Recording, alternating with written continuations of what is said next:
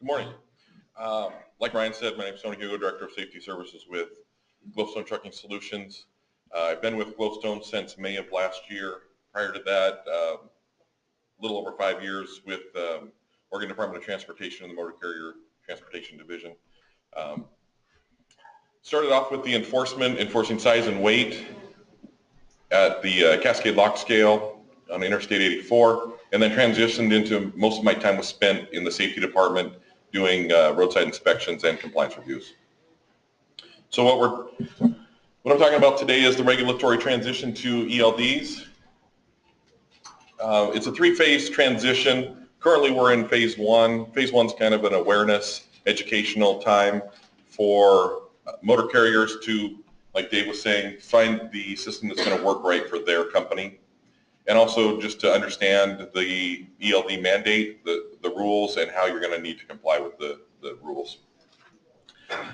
And this has been going on since February 16th, 2016, and then we're going to transition into phase two on December 18th, 2017, and that's going to be a 2-year transition, or the phase of the last 2 years. At that point, paper logs won't be allowed, or won't be a primary for people that are going to be required to use ELDs. That's basically the only change. We eliminate paper logs at that point.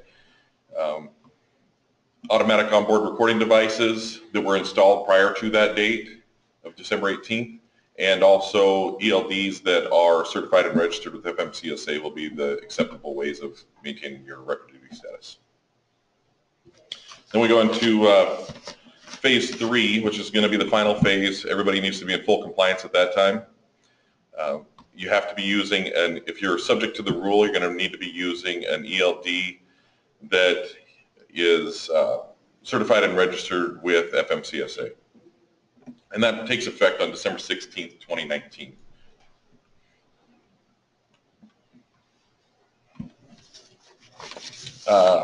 So from a law enforcement perspective, this is just from my experience doing roadside inspections and different things that I think that are going to affect from the law enforcement perspective, and also from a motor carrier or driver perspective, things that are going to come into play with the mandate. So as Dave was saying, there's going to be a requirement for the ELD system and to be able to communicate with however FMCSA is going to collect that data. So budget is going to have an influence on how the law enforcement side of it is going to apply the rules. They may not have the money or resources to implement or get the system into place that FMCSA is going to require. Also, attitudes sometimes come into play with it, or how they apply the rule. The enforcement command, FMCSA, or state agencies are going to expect, or the rule is going to be written in a certain way. The reality is, in the field, it's going to be not possible to enforce it in the way that the rule was written, or it's going to be difficult, dependent on budgets, their attitudes, and that sort of thing. Kind of an example, like Oregon, when I was with Oregon ODOT, drivers that couldn't read and speak English, it's an out-of-service violation if you can't communicate in English. When I went down to Austin, Texas for training with FMCSA, I was talking to some of the troopers down there. They don't enforce that rule. They said basically they'd be putting half their drivers out of service because they're so close to the border, and a lot of people are coming across the border and not able to read and write English. So to me, it was kind of a surprise to me, but it's also the reality of their industry and their location. For ELDs, Oregon has always been kind of in the top 10% of enforcement on hours of service. So they take the hours of service very seriously. And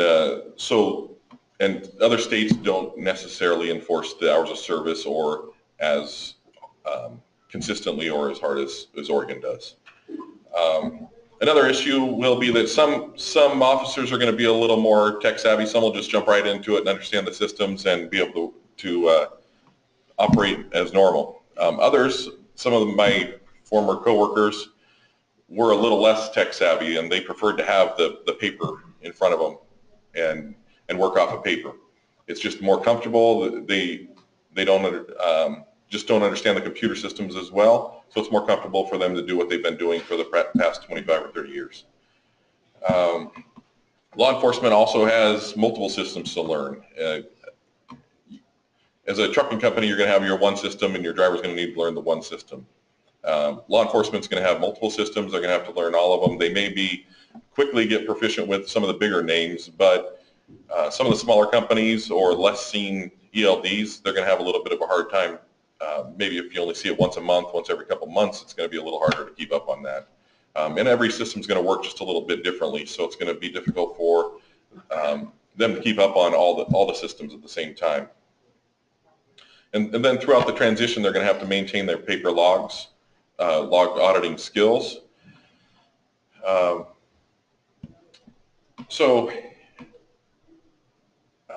they're going to have to maintain that. And then also, as the systems come in, there's still going to be companies that are going to be using paper logs, or if your ELD malfunctions or you have some issues with the ELD, you're going to have to transition over back to paper logs for that time period. And so they're going to, not only are they have to maintain ELD or learn the ELDs, but they're going to have to maintain their paper log auditing skills. So they're going to look for shortcuts, ways to make it quicker too. I was always trying to make the inspection as short as possible, because I know that the more time that truck's parked, the more money that the company's burning. So I always look for ways to make the inspection as efficient as possible, as quick as possible, get it done, get the truck back out on the road. One way that I would do it, and several of my coworkers used to do, was that during an inspection, if they had an electronic log, I would give them my business card or email address and just have them email the logs to me to my computer.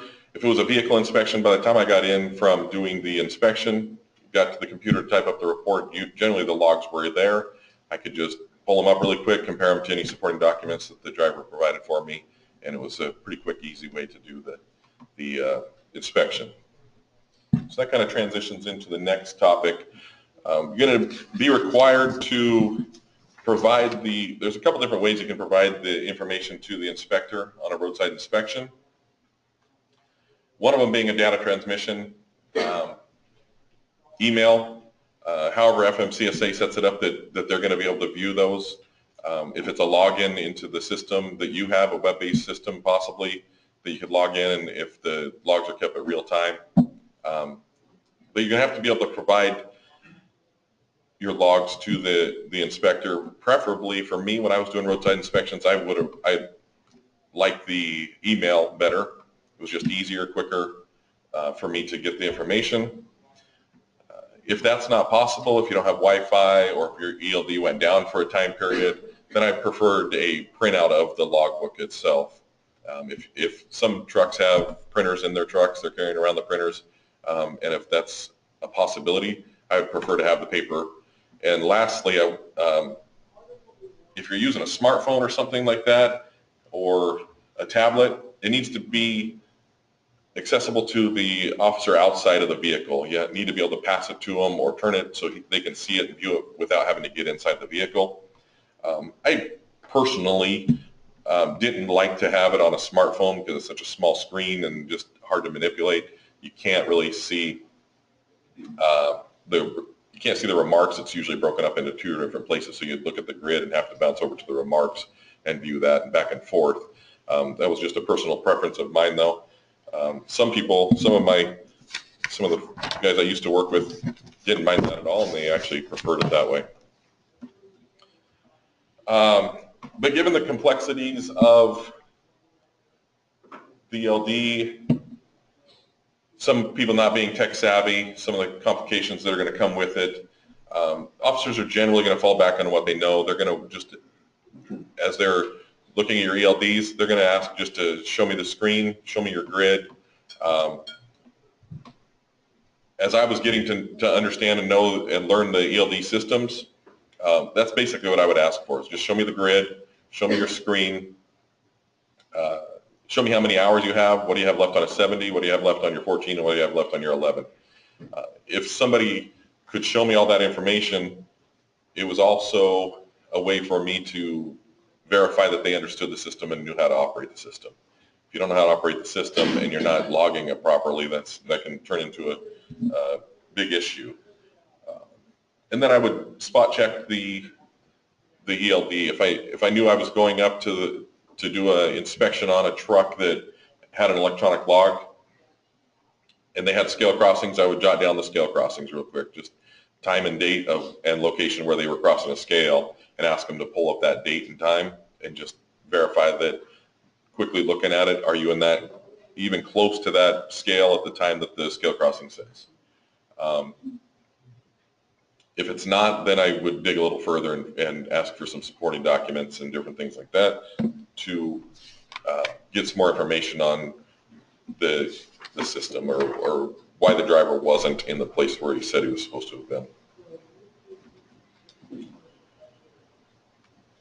So then just some quick tips for the ELD system for drivers.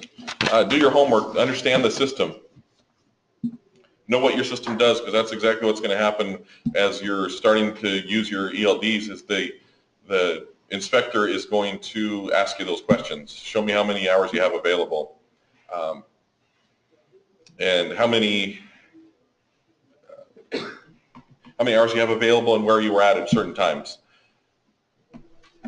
There's potential for the ELD to make an inspection even faster than it was. Level 3 inspection, just looking at logbooks, shouldn't take too much more than 15 minutes, 10 minutes if everything is squared away.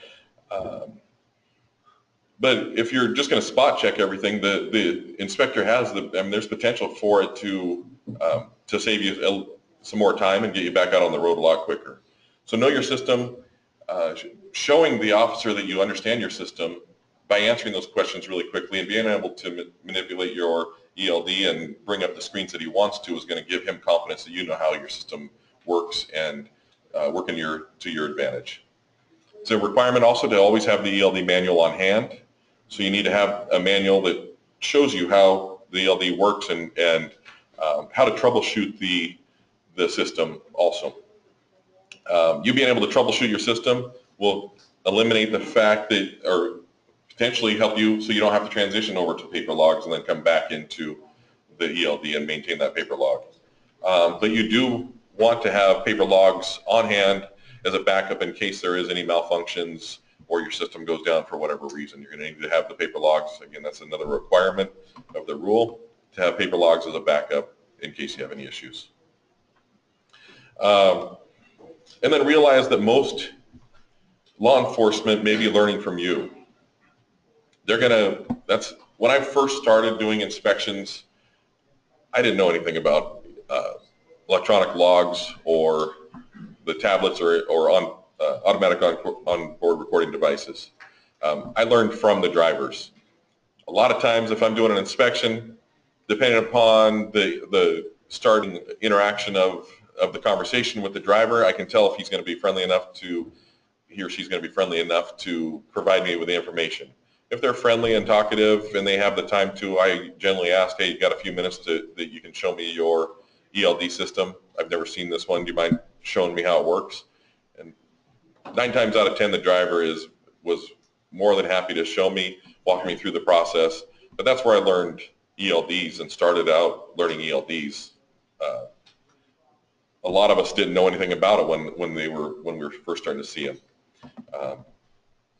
So they're gonna ask a lot of questions and try and learn a lot from you and your drivers. Carry your ELD quick tips. Know all about your internal controls and find the right device for your company. There's going to be some devices that are going to be optimal for carriers hauling a certain commodity or whatever your operations are going to be, and then there's going to be others that aren't going to work for you. Find the one that works best for your company. Phase in the transition. Don't go all in. If you have 10, 20 trucks, don't throw all, just a suggestion, don't throw all the ELDs into the trucks at the same time. It's going to create a little bit of chaos because you're going to have everybody trying to learn the system at the same time. I think a best practice would be to find the people that are going to understand the system the quickest. Maybe find the guys that are computer savvy, and put it in their trucks, 2 or 3 at a time, 2 or 3 to start. Have them learn the system, get very familiar with the system over, say, the next 6 months or so, and then have them be your trainers to the guys that are going to, for the rest of the fleet, as you implement it to the rest of the fleet. They've already worked out the kinks. They know the system, and the transition will just be a lot smoother if you do it in that type of fashion. And then plan for ongoing training. Designate somebody as your trainer. Come up with every 6 months or so, or a year, have an annual training or as updates come out.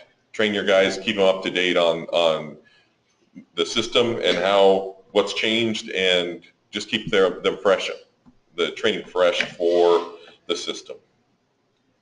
And then, as Dave mentioned, you're going to have somebody to handle your driver edits. This is going to be a crucial thing for your drivers that wake up in the morning and have no hours. So you're going to have somebody that can make that edit quickly and understand the system. A quick phone call to somebody, like a third party or somebody at your office that can make that edit for your driver and get them on the road as quickly as possible. And train your staff on the data that the ELD is going to be collecting. There's going to be all kinds of data that the ELD can collect, more than probably more data than you're going to need, but certain companies are going to need specific types of data, and make sure that's choosing the right system that's going to work for you and collect the data that you need. And then provide drivers with the manual and paper logs. Those are a couple requirements that FMCSA is going to have. You're going to have the manual. As an inspector, there's going to be ODOT inspector or FMCSA inspector. There's going to be some very quick and easy things that they're going to check that if you don't have, it's going to put your driver out of service and park them on the side of the road. Or create violations, and then that's going to affect your overall CSA score. So some very, very quick and easy things are having that manual and having paper log backups in the truck. It's good. Generally, that's one of the first questions that if I were still doing inspections that I would ask somebody right now. Do you have paper log back? And when I was doing inspections, if they had an onboard recording device, one of the first things I would ask was, do you have backups, paper log backups, and do you have a manual that shows you how to operate the system? And it's having the paper logs in your truck is such a simple thing, but it was kind of surprising how many people did not have it in there. So don't rely on the technology to always be working. Make sure you have a backup for it. And that concludes the law enforcement. Anybody have any questions on how law enforcement's going to, I guess, how my opinion on how law enforcement's going to transition? Actually, 2 questions, if I may. Most of local drivers, we have electronic locks for trucks, they're hard mounted on the dash. You cannot remove and hand them to the inspector. Maybe stepped up on the step. But to clarify, you're saying as long as they can turn and then need to see them from the step, it would be kosher. Yeah, I believe. Yeah, that's correct. They need to be able to just view it from outside the vehicle. Oregon was really strict on the fact that we weren't supposed to get inside that truck for any reason because of the. So if they can see it from the rail, that's going to be acceptable. And number 2, I know you just said paper logs and all. Yes, we do require our drivers to carry a paper log. Just in fact, if the electronic goes down, they can pick up and start over from there. But I'm kind of hearing you say go ahead and do a backup every day for that paper. No. If I made it sound that way, I apologize. You're doing it exactly right.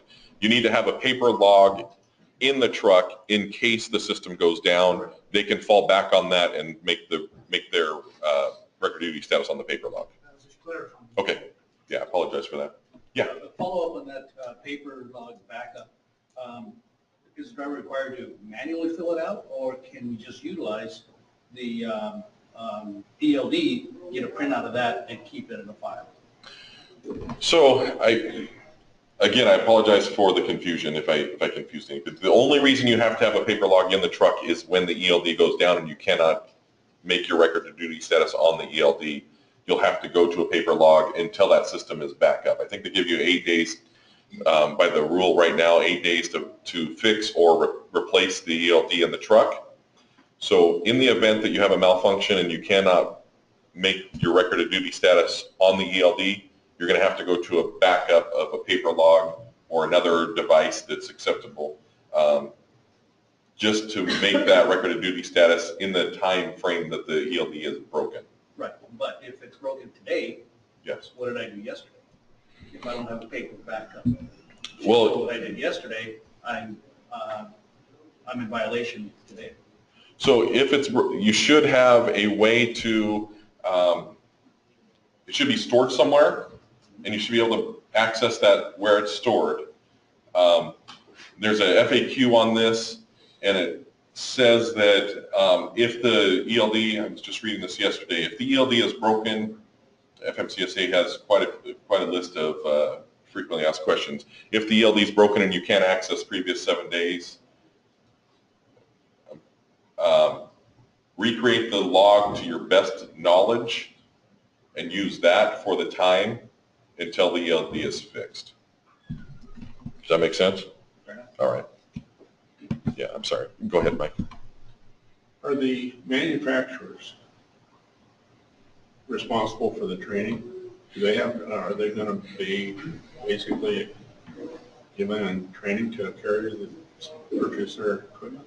I don't believe the manufacturer is required to do anything other than provide you with the equipment and what you do with it after the point of purchase. If I'm wrong, let me know. I could maybe add to that, it's carrier's responsible. I mean, you can have a top-line ELD that has all the bells and whistles, that is accurate down to 3 feet, does everything, but if it's not managed correctly by the carrier, it still can be bad data. So, and conversely, if you've got a bad system, it's still going to be on the carrier to recognize that it's a bad system, and then what is the carrier going to do? Are you going to be able, you might be able to sue the manufacturer, but basically you're going to have to go out and buy another system that is compliant. So it's just like everything FMCSA, it falls back to the carrier, the driver, to make sure that their device is working and that they are compliant.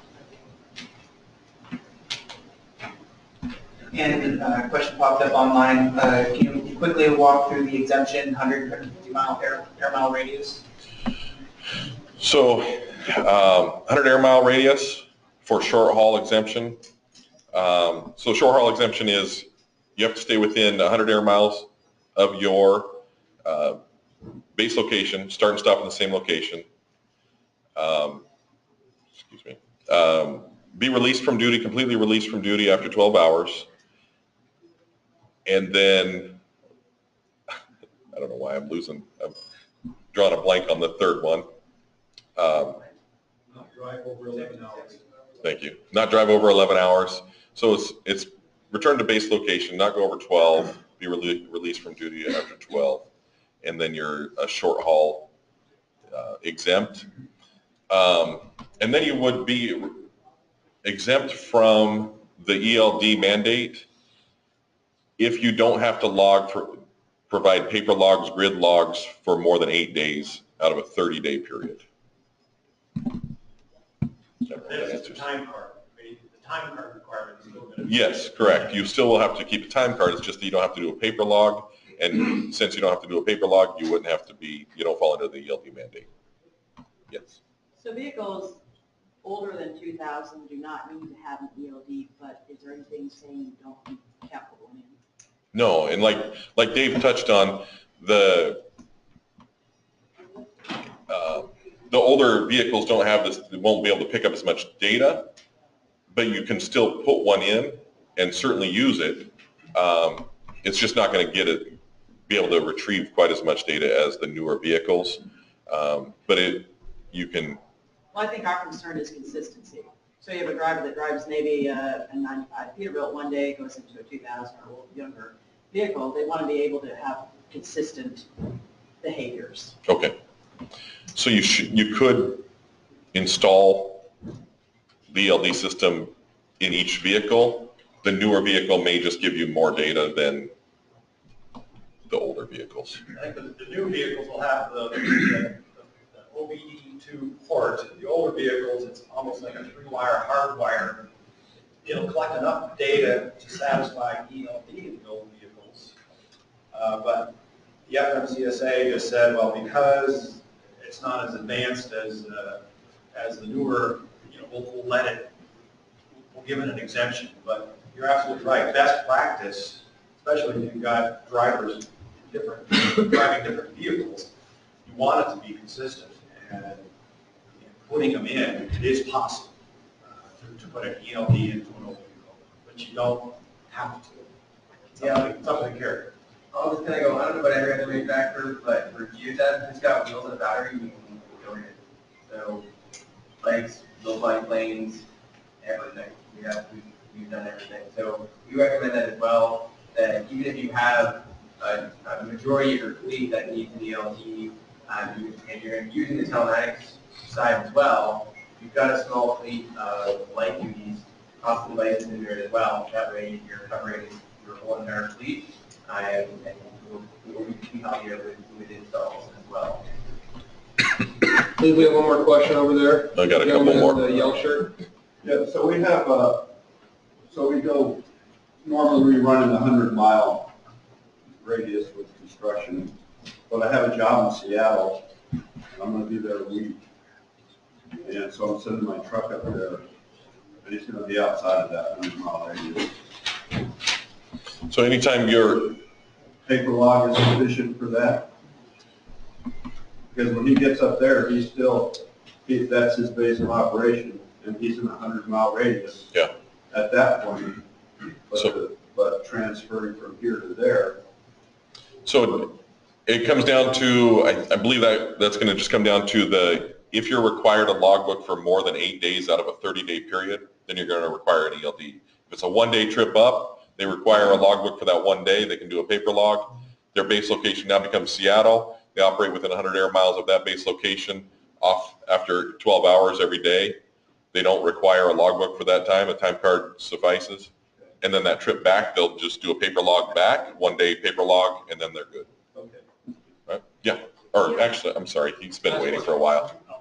Go ahead. So if your ELD goes down and they have to revert back to a paper log, for that day that they bring back the paper log, you're going to have to put that paper log into your back-end system of your ELD so that the computer, when it comes back online, is going to have those hours for that day. We had that question in our office the other If day. you have an older truck that has an ELD and you have a newer one, they drive the older one, you're going to have to take that. Whatever they put on paper is going to have to be put into the computer so the computer's correct when it comes back up. I believe that if you have, basically you're going to need to present, the reason you're going to need to have logs is if you get audited, you're going to need to present those 6 months of logs. If you can present the auditor with documentation of the ELD logs and then have a day where it's paper logs and you just show them, hey, we went to paper logs, you don't necessarily have to put it into the system. The system will be off when they come back and say it's broke today and they come back tomorrow. The system's not going to know that they worked yesterday. I believe systems are going to be built with that information available that you can say that it's going to, if that makes sense. Time will be off. The times will be off. Their record of duty status in the computer won't match because they're going to be missing those hours. They'll have more hours available. I see what you're saying. Yeah, with the 14 Right. or 70 hours. And that way there, I don't know, maybe Geotab can answer that question, how they're going to do that, but I believe that from what I've heard, there's going to be some places where you're going to enter in your hours that you have on those days, but not necessarily have to recreate the entire grid. I don't know how that's going to look though. Something that maybe, like I say, somebody that's a specialist can Can I deal with this. just comment on that? Let me answer that question. Yeah, sure. So Phil, many of these systems are still tracking mileage and distance, and they're pinging geographic locations at certain points in time as well too. So what's happening is that that's still uploading that to a data through the satellite. So We've had it happen where that doesn't happen. It So- actually quits working. So that's good. So when that happens, that's something you need to go back to your manufacturer and vendor about. But many of these systems can pick up that data as well too. So if you have that there and you have those geographic points tied with the time points as well too, and you also have the paper log tied with that, I mean, the FMCSA is required that you furnish that upon inspection as well too. But that's going to be overwhelming evidence that you've done due diligence in terms of trying to recreate that day, and you also have the physical evidence to corroborate that as well too. Right, I get So- that part, but the computer will be off showing if they have more hours or less hours. Right.